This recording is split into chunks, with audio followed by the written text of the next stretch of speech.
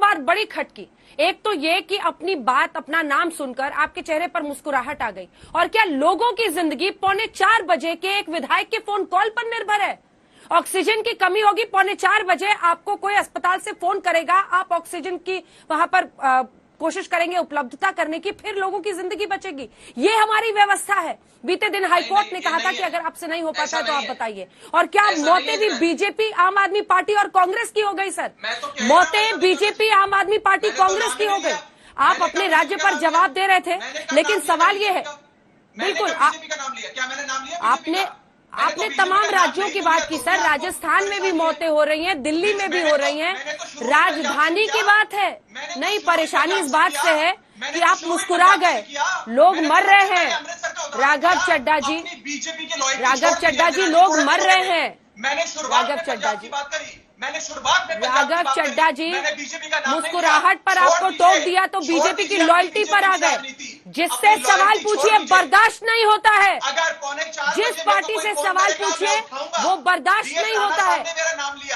और सवाल ये है कि आपसे अगर अच्छी बात है, ये अच्छी बात है, लेकिन इसमें मुस्कुराने की कौन सी बात है? सर, अपनी खुशी को थोड़ा छिपा कर रखिए, पीठ थपथपाना कम कीजिए और सवालों का जवाब दीजिए। नुपुर शर्मा जी, आज हाईकोर्ट ने कहा है कि केंद्र सरकार कब 480 मीट्रिक टन, आप अपनी कोशिशें में पूरी तरह से फेल हो रहे हैं।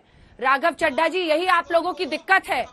बीते दिन जब हाईकोर्ट के जजेस के लिए आपने 100 बेड रखे थे और आपको बहस में बुलाया तो आप बहस से गायब हो गए, आप बहस से भाग गए, आप बहस में शामिल नहीं हुए।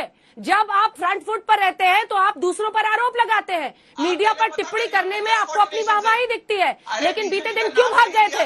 आपके पास जवाब है, आपके पास, आप क्यों भाग गए थे बहस से? आप भाग गए थे, आम आदमी पार्टी ने कोई प्रवक्ता नहीं दिया। सवाल यह है कि आजकल सवाल पूछना किसी को बर्दाश्त नहीं होता है। नुपुर शर्मा जी, ये सब निभाए हुए फॉर्मूला है। राघव जी, बड़ा पुराना फॉर्मूला अपना रहे हैं, अपने प्रवक्ताओं का बहुत पुराना फॉर्मूला अपना रहे हैं। बाज आइए इससे, बाज आइए, सवालों का जवाब दीजिए और किसी की मौत पर मुस्कुराना बंद कीजिए, ऑक्सीजन की कमी पर अपनी पीठ थपथपाना बंद कीजिए। आप और आपकी बात हम दर्शकों तक पहुंचा रहे हैं, सवाल आपसे भी कर रहे हैं और उसी तरह से चाहे वो नुपुर शर्मा हो या बीजेपी का कोई प्रवक्ता है उससे करते हैं। ये गलत है।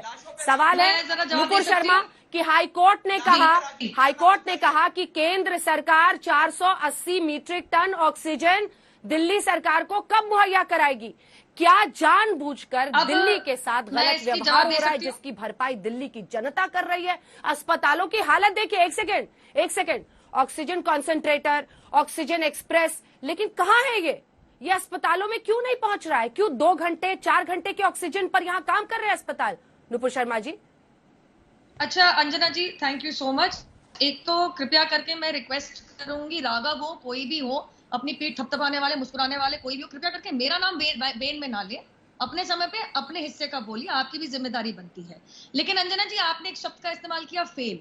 अभी तक आज के उच्च न्यायालय का ऑर्डर नहीं आया और ये कहीं पे भी रिकॉर्डेड नहीं। ऑब्जर्वेशन में जरूर पूछा है कि 480-490 मेट्रिक टन अलॉट हुआ था, वो क्यों नहीं पहुंचा। जरा अब इसी क्योंकि श्रेणी में हम बात कर रहे हैं, जरा मैं आप हाई कोर्ट के, दिल्ली उच्च न्यायालय के ऑब्जर्वेशन आगे पढ़ना चाहूंगी। इसके बाद उच्च न्यायालय कहता है 26 तारीख को ये पीयूष गोयल जी, जो ज्वाइंट सेक्रेटरी है मिनिस्ट्री ऑफ होम अफेयर्स के, गृह मंत्रालय के, उन्होंने बताया 26 तारीख को 500 प्लस मेट्रिक टन अलॉट हो गया था, 408 उठा लिया गया है दिल्ली सरकार द्वारा। इस पे कोर्ट ने पूछा कि एलोकेशन आपने की है, लेकिन फुलफिल तो हो नहीं रहा। तो इसके बाद जो भी इंफॉर्मेशन उनको दी, तो सीधा आपको बता दूं तो उच्च न्यायालय ने बोला है, क्या कहीं पे प्रदेशों से, राज्य सरकारों से ऑप्टिमल यूटिलाइजेशन ऑफ टैंकर्स नहीं हो पा रहा क्या? उसके बाद मेरी आगे बात सुनिए। आज उच्च न्यायालय ने आपसे पूछा है, कंप्लीट होने दीजिए। नहीं, अभी जिस ब्रेकिंग न्यूज के साथ मैंने बुलेटिन की शुरुआत की थी, नहीं नुपुर जी, एक सेकंड प्लीज, देखिए यही होता है ना नुपुर जी। आज हाईकोर्ट ने आपसे पूछा है, हाईकोर्ट ने पूछा है केंद्र सरकार 480 मीट्रिक टन क्यों नहीं दे रही दिल्ली को, इस पर जवाब दीजिए ना। नहीं, मैं उसके आगे का पढ़ रही हूँ, जहां से आपने न्यूज ब्रेक करी है उसके आगे तो सुन लीजिए कि कोर्ट क्या कह रहा है। ऐसा थोड़ी ना कि कोर्ट की एक लाइन मानेंगे दूसरी नहीं मानेंगे। कोर्ट जो कहता है वो टोटलिटी में मानना पड़ता है Anjana ji. You can be selective about the judiciary. आप गिन चुन के कोर्ट कचहरी की बात नहीं मान सकते, जो जज कहता है पूरा सुनना पड़ता है। जज आगे क्या कहते हैं? जज साहब कहते हैं कि 480 490 मेट्रिक टन क्यों नहीं आया?